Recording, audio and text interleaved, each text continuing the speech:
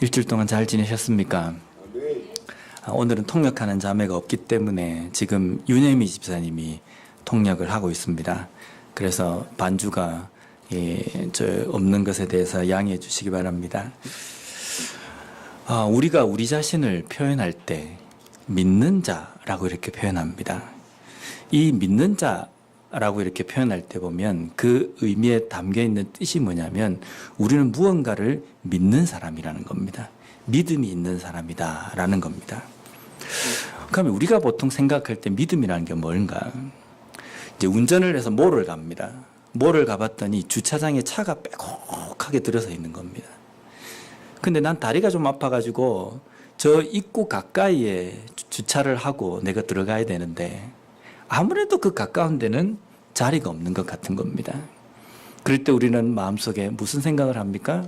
주님, 저 입구 가까운 데에 주차할 자리가 있음을 믿습니다 라고 하면서 차를 몰고 들어갑니다. 근데 그게 들어갔는데 차를 한 대 댈 수 있는 장소가 딱 나타난 겁니다. 그럴 때 우리의 마음 가운데 어떤 생각이 듭니까? 역시 내 믿음이 하나님께 상달되어서 나로 하여금 주차할 공간을 주셨다라고 이렇게 생각합니다. 그럼 반대로 믿습니다 라고 해가지고 가까운 곳에 갔는데 주차할 자리가 없습니다. 그럼 어떻게 된 겁니까? 내 믿음이 연약한 겁니까? 이런 것을 확신하고 믿는 것이 과연 믿음입니까? 더 심각한 이야기를 좀 우리가 이야기를 하면요. 입시철이 되면 한국에는 난리가 납니다. 고3 수험생들의 부모님들이 교회마다 모여가지고 열심히 기도합니다. 하나님, 우리 아이가 원하는 대학에 들어갈 수 있도록 좋은 성적을 낼 수 있도록 하나님 함께 해 주십시오. 믿습니다 라고 하면서 시험이 끝날 때까지 계속 이렇게 기도를 합니다. 근데 시험 결과가 나왔습니다. 어떤 아이는 원하는 대학에 갈 수 있고 어떤 아이는 원하는 대학에 가지 못했습니다. 원하는 대학에 간 아이는 믿음이 좋고 또 그 아이를 위해서 기도한 부모님은 믿음이 더 컸기 때문에 합격하고 원하는 대학에 간 것이고 원하는 대학에 가지 못했던 그 아이는 믿음이 없고 그 부모님도 믿음이 적었기 때문에 원하는 대학에 갈 수 없었다. 혹시 이것이 믿음이라고 생각합니까? 왜 우리가 자녀를 위해서 부모님이 기도를 하고 믿음의 확신을 가지는데 어느 부모님이 시원찮게 믿겠습니까? 우리 아이가 정말 좋은 대학에 원하는 대학에 가기를 원합니다라고 합격되기를 원합니다라고 그렇게 간절하게 믿는데 왜 믿음대로 되지 않습니까? 정말 그 큰 믿음이 있음에도 불구하고 우리의 삶에서는 그러한 일들이 내 뜻대로 일어나지 않는다는 겁니다. 내가 마음먹은 대로 일어나는 것이 과연 믿음이라고 생각하십니까? 이러한 것들이 우리가 가지고 있는 믿음에 대한 아주 큰 오해입니다. 우리 그리스도인들에게 이 믿음이라는 것은 정말 중요합니다. 정말 중요한 것인 것만큼 우리는 이 믿음에 대해서 제대로 알아야 됩니다. 그래서 오늘은 우리가 이 중요한 믿음에 대해서 한번 살펴보는 시간을 가지고자 원합니다. 먼저 오늘 본문 1절 말씀을 한번 보겠습니다. 믿음은 바라는 것들의 실상이요 보이지 않는 것들의 증거니. 첫 번째, 오늘 이 본문 말씀에 믿음은 바라는 것들의 실상이다라고 이렇게 이야기하십니다. 히브리서 11장이 성경의 무슨 장입니까? 믿음의 장이라고 이야기합니다. 왜냐하면 이 11장은 쭉 보면서 믿음이라는 것이 어떤 것인지 우리에게 확실하게 이야기해 주시기 때문입니다. 근데 그 믿음에 대해서 확실하게 이야기해 주시는 이 히브리서 11장에 우리에게 믿음이 뭐라고 이야기하시냐면 바라는 것들의 실상이다라고 말씀하십니다. 과거 헬라시대 때에는 이 사람들에게 믿음이라는 이 단어가 생소하지 않았습니다. 헬라시대 때 사람들에게도 이 믿음이라는 것은 아주 친숙한 단어였는데 그들이 생각하는 믿음은 어떤 것이냐면요. 보이지 않는 신을 막연하게 있다라고 존재한다라고 믿는 것이 믿음이라고 생각했습니다. 헬라시대 때 우리가 잘 알고 있는 여러 가지 신화들 있지 않습니까? 그 신하들에 보면 여러 신이 나옵니다. 그 신들이 반드시 존재한다라고 마음속에 믿는 것이 믿음이었다는 겁니다. 우리 그리스도인들이 믿는 믿음은 어떤 겁니까? 우리 그리스도인이 믿는 믿음도 이 헬라 시대 때 신화의 신을 믿는 사람들의 믿음과 똑같은 믿음입니까? 하나님은 보이지 않기 때문에 그 하나님이 아마 계실 거야. 하나님께서 뭔가 내가 보이지는 않지만 하나님께서 반드시 계실 것이다. 이렇게 믿는 막연한 그 믿음이 과연 믿음인가? 그런데 오늘 본문에는요, 우리의 믿음은 그런 추상적인 믿음이 아니라 바라는 것들의 실상이라고 이야기합니다. 여기에서 우리가 알아보려고 하면 바라는 것들이 무엇인가에 대해서 우리가 먼저 살펴봐야 됩니다. 바라는 것이라는 것은 소망하는 것이라는 겁니다. 우리가 마음속에 이런 게 있습니다. 내일 날씨가 좋았으면 좋겠다. 내가 이렇게 좀 살았으면 좋겠다. 내가 하는 사업이 이렇게 좀 잘 됐으면 좋겠다. 이라 바라는 것이거든요. 근데 이것은 우리가 소망하는 것이 아닙니다. 우리가 소망하는 것이라는 것은요, 하나님께서 주신 약속을 이야기하는 겁니다. 하나님께서 주신 그 약속을 우리가 바라볼 때 우리는 그것을 소망이라고 이야기합니다. 물론 세상 사람들이 소망을 쓸 때에는 여러 가지 혼용해서 쓰지만은 우리 그리스도인이 소망에 대해서 이야기할 때에는요, 하나님께서 우리에게 주신 약속을 바라보는 것, 그것이 소망입니다. 그러면 하나님께서 주신 약속은 뭡니까? 내가 내 삶에서 좋은 일만 생기고 안 좋은 일은 전혀 생기지 않는 것, 이라는 것이 우리에게 주신 소망입니까? 하나님께서 우리에게 주신 소망은 하나님 나라입니다. 천국입니다. 그리고 부활입니다. 하나님께서 우리에게 약속하신 겁니다. 내가 너희를 인쳤고 내가 너를 나의 자녀로 삼았고 그리고 너를 부활시켜서 영원한 하나님의 나라에 입성하게 하겠다라는 것이 하나님께서 우리에게 주신 약속이라는 겁니다. 이 약속을 우리는 바라보는 것이 우리의 소망입니다. 그러면 믿음이라는 것은 이 소망에 대한 실상이라고 이야기하는 겁니다. 아이고, 막연하게 내가 죽으면 천국 가겠지. 내가 죽으면 그냥 내가 부활하겠지. 이것이 아니라 우리가 믿는 것은요, 반드시 부활한다. 반드시 하나님 나라에 간다. 반드시 하나님은 살아계신다. 라는 것을 확신하는 것이 믿음이라는 겁니다. 베드로후서 1장 16절 말씀에 보면요, 우리 주 예수 그리스도의 능력과 강림하심을 너희에게 알게 한 것이 교묘히 만든 이야기를 따른 것이 아니요 우리는 그의 크신 위엄을 친히 본 자라. 여기 보면 교묘히 만든 이야기라고 되어 있습니다. 이게 뭡니까? 당시 헬라 시대 사람들이 믿고 있던 신화입니다. 신화는 사람들이 지어낸 거거든요. 그 사람들이 지어낸 것에 신이 등장합니다. 그러니까 사람들이 그 교묘히 만들어 놓은 그 신화 때문에 저런 신이 존재하겠구나 이렇게 생각하는 겁니다. 근데 그리스도인들 중에서도 보면 하나님의 존재에 대해서 존재하겠지 라고 믿는 겁니다. 왜 그렇게 믿습니까? 하나님의 말씀을 신화에 나와 있는 이 글 정도로 생각하기 때문이라는 겁니다.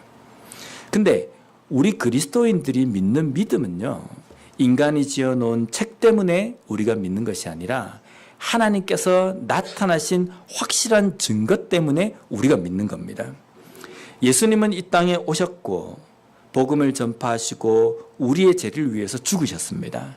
그리고 부활하셨습니다. 이 부활하신 것을 당시 사도들이 직접 목격했습니다. 그 목격한 그 내용들을 사도들이 증거하였습니다. 그러면 당시 그리스도인들에게는요, 막연한 어떤 추상적인 어떤 확신이나 믿음이 아니라 예수님께서 보여주신 확실한 증거를 사도들에 의해서 전해 들은 겁니다. 이것은 그 어떠한 증거보다 확실하다는 겁니다. 인간이 만들어 놓은 글 때문에 우리가 그렇겠구나 생각하는 것이 아니라 확실한 증거를 통해서 목격한 사도들 그리고 복음 증거자들에 의해서 전해 들은 복음이 바로 우리의 믿음의 근거가 된다는 겁니다. 과거에 우리의 삶을 볼 때 하나님께서 하신 일들을 봤을 때 미래에 우리에게 약속하신 그 소망이 이루어질 것이라는 것을 믿는 것이 올바른 믿음이라는 겁니다. 그래서 우리가 천국을 왜 믿습니까? 부활을 왜 믿습니까? 하나님께서 말씀에 우리에게 약속하셨기 때문입니다. 그 약속하신 하나님은 과거 역사를 통해서 확실한 증거로 나타나셨기 때문이라는 겁니다. 이것이 우리가 믿는 믿음이라는 겁니다.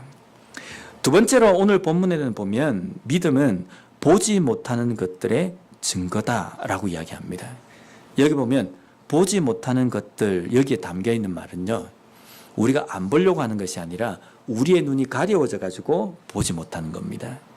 분명히 존재는 하고 눈만 뜨면 볼 수 있는데 우리의 눈이 가려졌기 때문에 보지 못한다는 겁니다. 보지 못하는 것들에 대해서 증거다. 우리는 지금 보이지 않는 하나님, 역사하시는 하나님을 우리는 믿습니다. 무엇을 통해서 믿습니까? 하나님 말씀을 통해서 믿습니다.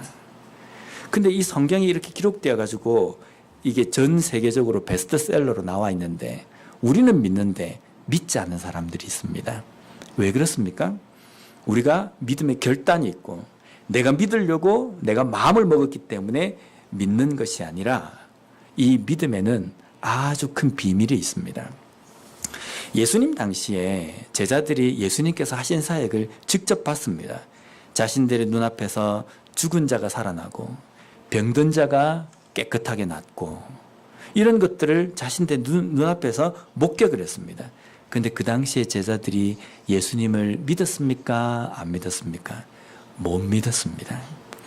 예수님께서 사역하신 것을 보면서도 그들이 생각하는 예수님에 대해서는 저분이 메시아일까? 근데 메시아라고 생각할 때도 그 메시아는요, 왕으로서 이 땅에 와가지고 자기들을 잘 살게 만드는 어떤 그런 세상적인 왕으로 생각한 겁니다. 유대인들이 생각했던 메시아의 개념과 똑같이 생각한 겁니다.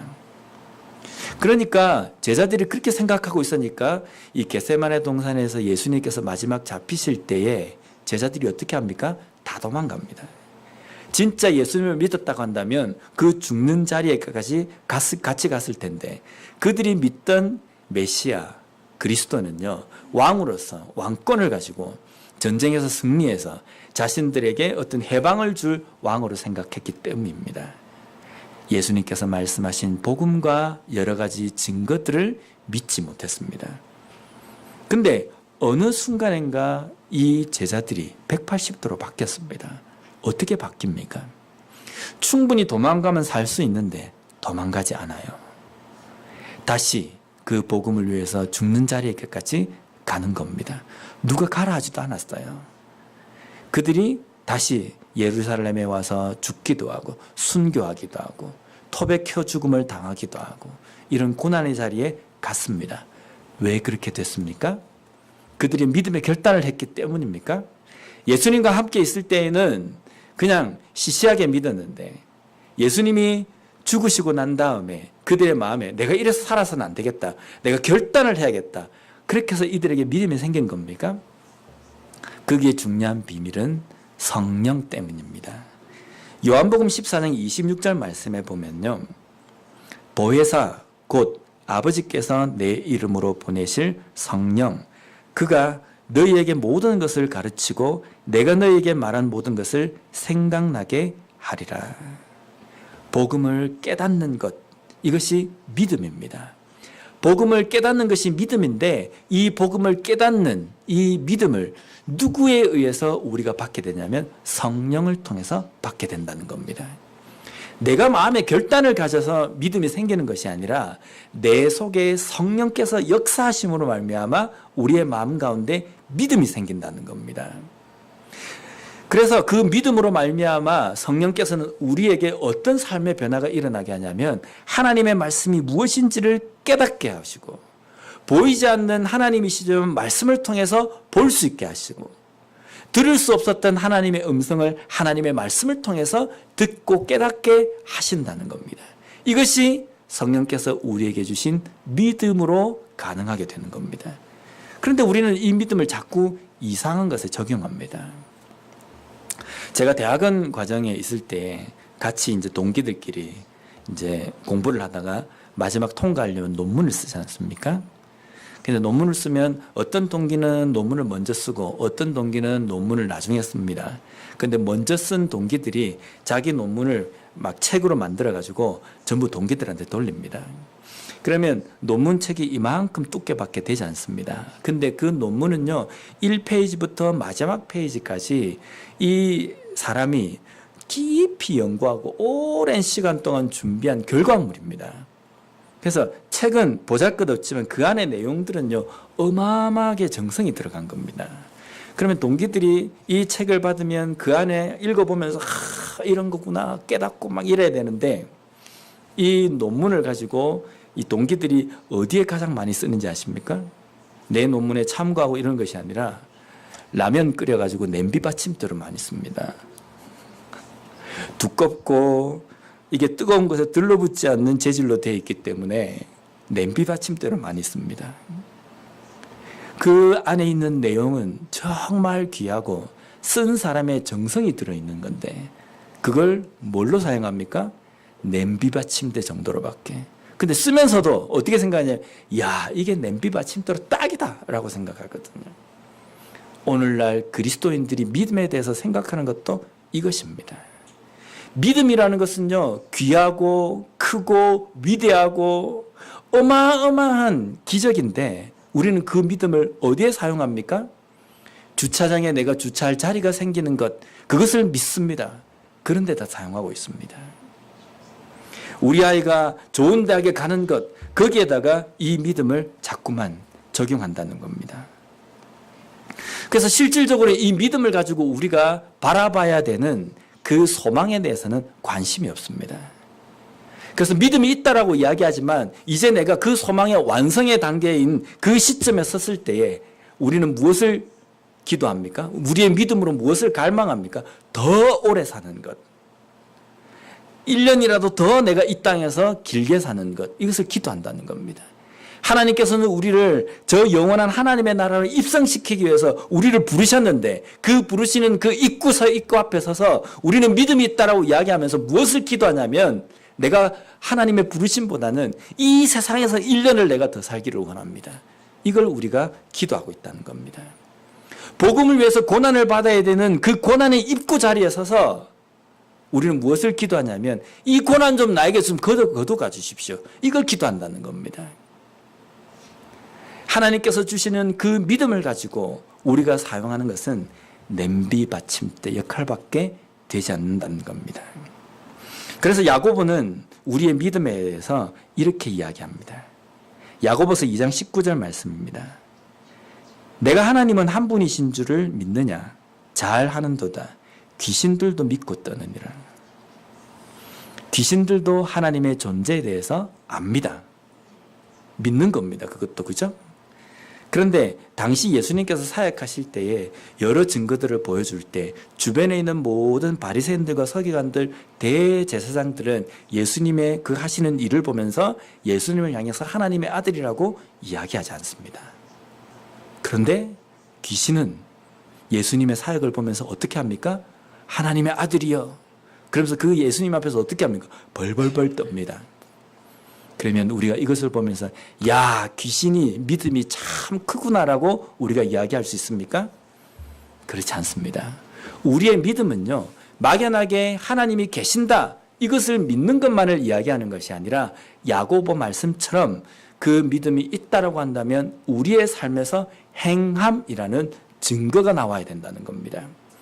행함이라는 이 증거가 어디에서 나오냐면 우리가 하나님과 인격적으로 만날 때, 깊은 교제의 삶을 살아갈 때에 우리의 삶에서 이 행함이란 믿음이 나온다는 겁니다. 계속해서 야고보서 2장 14절 말씀해 보면 내 형제들아, 만일 사람이 믿음이 있노라 하고 행함이 없으면 무슨 유익이 있으리요? 그 믿음이 능히 자기를 구원하겠느냐? 믿음이 있다라고 이야기하는 사람이 행함이 없다고 한다면 무슨 유익이 있겠느냐? 그 사람이 구원에 이를 수 있겠느냐라는 겁니다. 26절 말씀에 보면 계속해서 영혼 없는 몸이 죽은 것 같이 행함이 없는 믿음은 죽은 것이니라. 죽었다라는 것은 아무것도 아니라는 겁니다. 믿음이 있다라고 떠들지만 믿음이 아니라는 겁니다. 입으로는 하나님을 찬양하고 마음으로는 하나님께 기도하고 예배 자리에 있지만 말씀에서 떠나 사는 삶을 얼마든지 살 수 있습니다. 목소리를 높여서 내가 기도하고 찬양을 하지만 말씀에서 떠난 삶을 사는 그러한 삶을 살아갈 수 있다는 겁니다. 이것은 심각한 겁니다. 내가 그리스도인이라고 이야기하지만 실상은 그리스도인이 아니라는 겁니다. 내가 믿는 자라고 이야기하지만 실상은 내가 믿는 자가 아니라는 의미입니다. 그 중심에 무엇이 있느냐라면요, 행함이라는 겁니다. 그럼 이 행함이라는 것이 과연 무엇이겠습니까? 내가 믿음이 있기 때문에 내가 착한 일을 하고 선한 일을 해야 된다. 이것이 행함인가? 그것을 행함이 아닙니다. 2절 말씀을 한번 보겠습니다. 오늘 본문, 선진들이 이로써 증거를 얻었느니라. 믿음의 선배들이 우리에게 어떤 증거를 보여주었습니까? 11장 말씀을 우리가 쭉 읽어보면 믿음의 선진들이 쭉 나옵니다. 그들이 믿음이 있는 사람들입니다. 근데 그들의 믿음을 통해서 우리에게 무엇을 보여주었습니까? 믿음이 있으면 이 세상을 살아갈 때에 고통도 없고 괴로움도 없고 하는 일은 다 잘 되고 복만 받고 건강만 하고 이러한 것들이 11장에 나와 있는 믿음의 선진들이 우리에게 보여준 믿음의 증거입니까? 11장에 나와 있는 믿음의 선진들이 보여준 믿음의 증거는요, 믿음이 있는 사람은 고난 앞에서도 두려워하지 않는다. 괴로움 앞에서도 하나님을 원망하지 않는다. 나의 삶의 핍박 앞에서도 담대하게 하나님의 말씀을 선포하는 삶을 산다. 내 몸이 찢겨지는 그 고통 가운데에서도 하나님을 부인하지 않고 끝까지 나아간다. 이것을 우리에게 보여준 증거이지 않습니까? 그러면 우리가 이 믿음이 있다라고 이야기하면 우리의 삶에서 증거, 행함이라는 것이 보여져야 된다는 겁니다. 우리는 증인입니다. 증인은 위증을 하면 안 됩니다. 내가 보고 내가 확실하게 나타내야 될 것만 나타내야 된다는 겁니다. 그러면 우리가 믿음이 있는 자로서 믿음의 선배들이 보여줬던 것처럼 믿음의 증거를 보이는 행함을 나타내야 된다는 겁니다. 우리의 믿음을 통해서 세상 사람들이 무엇을 봅니까? 야, 믿으면 저렇게 복 받구나. 야, 믿으면 저렇게 세상 살아가는데 편하게 살 수 있구나. 이것을 만약에 우리의 믿음을 통해서 세상 사람들에게 보여주고 있다고 한다면 그것은 잘못된 증인입니다. 예수 그리스도의 증인이라는 것은요, 사도행전 2장 29절부터 32절 말씀에 보면 이렇게 선포하십니다. 형제들아, 내가 조상 다윗에 대하여 담대히 말할 수 있노니 다윗이 죽어 장사되어 그 묘가 오늘까지 우리 중에 있도다. 그는 선지자라. 하나님이 이미 맹세하사 그 자손 중에서 한 사람을 그 위에 앉게 하리라 하심을 알고 미리 본 고로 그리스도의 부활을 말하되 그가 음부의 버림이 되지 않고 그의 육신이 썩음을 당하지 아니하리라 하더니 이 예수를 하나님이 살리신지라 우리가 이 일의 증인이로다. 그리스도인의 증인으로서 어떤 것을 증가하는 삶을 살아야 된다라고 사도행전에 선포합니까? 예수 그리스도입니다. 예수 그리스도의 죽으심과 부활하심, 우리가 그 예수 그리스도로 말미암아 구원받은 백성이 되었다는 것, 그것을 세상 가운데 증거하는 것이 우리가 증거해야 될 증인의 삶이라는 겁니다. 우리의 삶을 통해서 주변에 있는 사람들이 그것을 볼 수 있어야 된다는 겁니다. 우리 교회를 통해서 주변에 있는 사람들이 예수 그리스도를 볼 수 있어야 된다는 겁니다. 근데 우리를 통해서 내가 전하는 말씀을 통해서 세상 사람들이 야, 예수 믿으면 어떻게 되느냐? 복 받는다, 잘 산다, 건강한다, 아무 일 없이 순탄하게 산다, 이런 것들만 배우게 된다고 한다면 우리는 잘못 증거하고 있다는 겁니다. 우리가 증거해야 될 것은 비록 복 받지 않는 자리고 고난의 자리고 핍박을 받는 자리랄지라도 주님께서 나와 함께 하시기 때문에 이 고통을 견딜 수 있고, 내가 이 고통을 견딜 수 있는 것은 나에게 믿음을 주셨기 때문이고, 내가 이 고통을 견딜 수 있는 것은 나에게 주신 그 소망, 그 약속을 온전히 믿고 바라보기 때문이다라는, 이것이 세상 가운데 우리의 삶을 통해서 선포되어져야 될 말씀이라는 겁니다. 마지막으로 3절 말씀에 보면 믿음에 대해서 결론을 내립니다. 3절 말씀을 한번 보겠습니다. 믿음으로 모든 세계가 하나님의 말씀으로 지어진 줄을 우리가 아나니 보이는 것은 나타나는 것으로 말미암아 된 것이 아니니라. 믿음으로 우리는 이 천지 만물을 누가 지었다라고 믿습니까? 하나님께서 만드셨다. 이 천지 만물을 하나님께서 만드셨다라고 믿습니다. 이것은 내 결심으로 되는 것이 아니라 우리 속에 성령께서 믿음을 주셨기 때문입니다. 당시 헬라 사상에서도 보면 신이 이 세상을 만들었다고 믿는 믿음이 있었습니다. 근데 헬라 사상에 믿는 신의 창조라는 것은요, 신이 세상에 존재하는 여러 가지 이런 그 재료들을 가지고 빚어가지고 세상을 만들었다라고 이렇게 믿는 겁니다. 그러면 이것은 진화론과도 어떻게 좀 좀 연결이 되는 겁니다. 근데 우리가 믿는 하나님께서 이 천지를 창조하신 것은 무엇입니까? 아무것도 없는 상태에서 하나님께서 오직 말씀으로 이 천지를 만드신 겁니다. 그러니까 우리가 하나님께서 이 천지 만물을 창조하셨다는 그 창조와 세상 사람들이 믿고 있는 그 창조와는 다르다는 겁니다.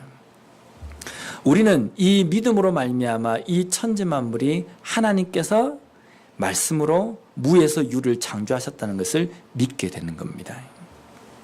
믿음이 없이도 신학교를 갈 수 있습니다. 믿음이 없이도 성경 시험에 100점 맞을 수 있습니다. 믿음이 없이도 좀 심한 말이지만요, 목사가 될 수 있습니다. 그런데 믿음이 없으면 안 되는 것이 한 가지가 있습니다. 믿음이 없이는 복음을 위해서, 하나님을 위해서 죽는 자리에 갈 수 없습니다. 믿음이 없이는 하나님을 기쁘시게 할 수 없습니다. 히브리서 11장 6절 말씀에 보면 믿음이 없이는 하나님을 기쁘시게 하지 못하나니 하나님께 나아가는 자는 반드시 그가 계신 것과 또한 그가 자기를 찾는 자들에게 상 주시는 이심을 믿어야 할지니라. 믿음이 있는 사람은요, 어디를 가나 좋은 장소에 주차할 장소를 발견하는 사람이 믿음 있는 사람이 아닙니다. 믿음 있는 사람은 기도하는 대로 다 이루어지는 것이 믿음이 있는 사람이 아니라, 믿음이 있는 사람은요, 하나님이 계신 것과 하나님께서 약속하신 그 천국과 부활의 소망을 온전히 가지고, 비록 힘들고 어렵고 고난의 자리라 할지라도 그 고난의 자리에서 하나님을 부인하지 않고 하나님께서 주신 그 소망만을 바라보고 그 고난과 핍박을 견뎌내는 삶이, 그게 바로 믿음이 있는 삶입니다. 그 사람을 통해서 주변에 있는 사람들이 믿음이라는 것이 저런 것이구나라는 것을 알게 되는 삶, 그것이 믿음 있는 삶이라는 겁니다. 다시 한번 우리의 믿음을 돌아봄으로 말미암아 덮어놓고 믿는 것이 아니라 내 삶에서 마술적인, 기복적으로 우상에게 손을 빌며 바라듯이 이루어지는 것을 원하는 것이 아니라 하나님께서 우리에게 주신 소망을 온전히 바라봄으로 말미암아 이 땅 가운데서 어떤 상황 속에서도 주님과 함께 이겨내는 삶, 온전한 그 믿음의 삶을 살아가는 우리 모두가 되었으면 좋겠습니다. 기도하겠습니다.